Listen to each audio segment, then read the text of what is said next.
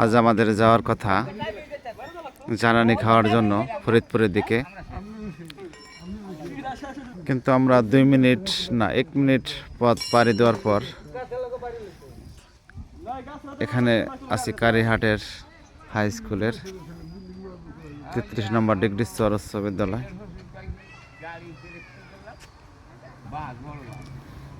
এখানে ড্রাইভার বলতেছে ব্রেক ধরতেছে না,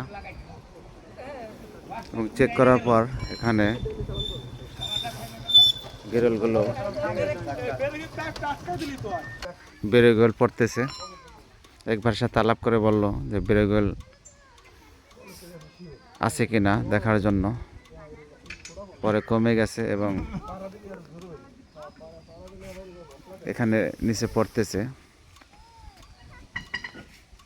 এবং আপাতত টায়ার খোলা হচ্ছে।